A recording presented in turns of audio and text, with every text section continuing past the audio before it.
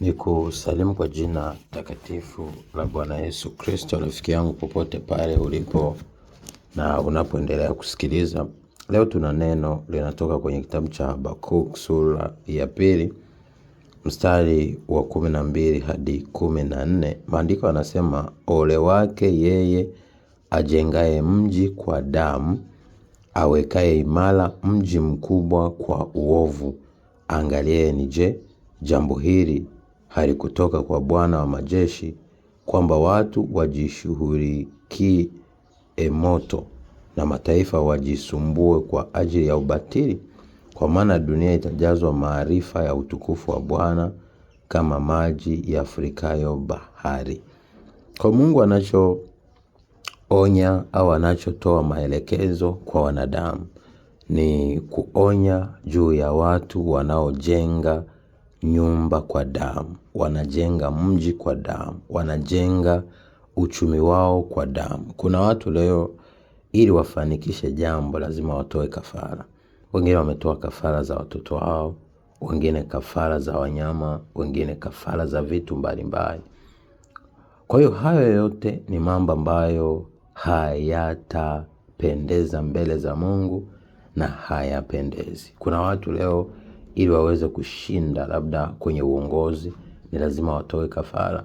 Kuna watu leo ili wachukue hatua fulani kwenye maisha mpaka wamwage damu, na damu zinazomwaga ni damu ambazo za watu wasio na hatia, lakini pia muda mwingine ni damu za viumbe mbalimbali. Kwa hiyo huo wote ni uhai ambao mtu huyo hatakosa kuhesabiwa kuwa hana hatia mbele za Bwana.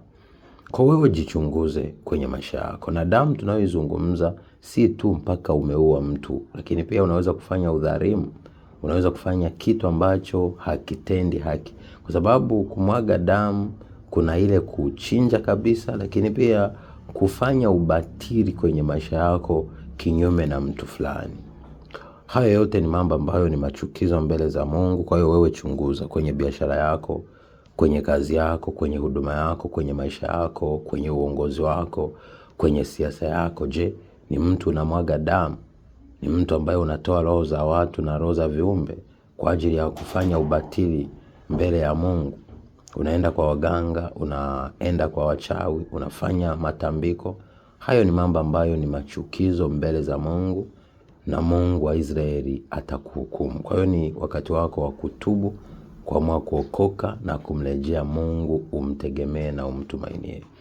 Kusoma Mithali 28:13, maandiko yanasema, afichaye dhambi zake hatofanikiwa, lakini anayeziungama na kuziacha atapata rehema. Kwa hiyo jifunze hili, amua kubadilisha matendo ya maisha yako ili uweze kujua nini cha kufanya kitakachompendeza Mungu. Kumbuka hapa duniani unaweza kumwaga damu ya watu au damu ya kitu, lakini wewe unajua utaondoka lini duniani? Je, ukiondoka kwenye dhambi yako unaenda wapi? Unajua wanadamu sisi tukiwa tunaishi tunajihakikishia kwamba tuko ni wa milele. Lakini mwanadamu roho yake iko mikononi mwa Bwana, na roho zetu ni mali ya Bwana. Muda wote anaoutaka anaweza kuichukua. Kwa hiyo je, akichukua roho yako na haujaungama, unaenda kuzimu, na baada ya hukumu unaenda jehanamu ya moto. Lakini ukifa katika Bwana, wewe uko mzima, unaenda kuishi kwenye kifua cha Ibrahimu, unaenda kuishi paradiso.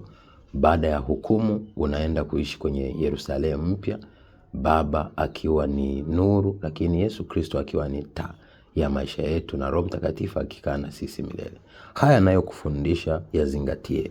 Usirudie kutoa kafara wala kumwaga damu ya mtu au kitu chochote. Damu hiyo itamlilia Mungu na hautokosa kuwa na hatia na laana juu yako na kizazi chako. Nawapenda. God bless you. Be a shining star in Jesus' name. Shalom.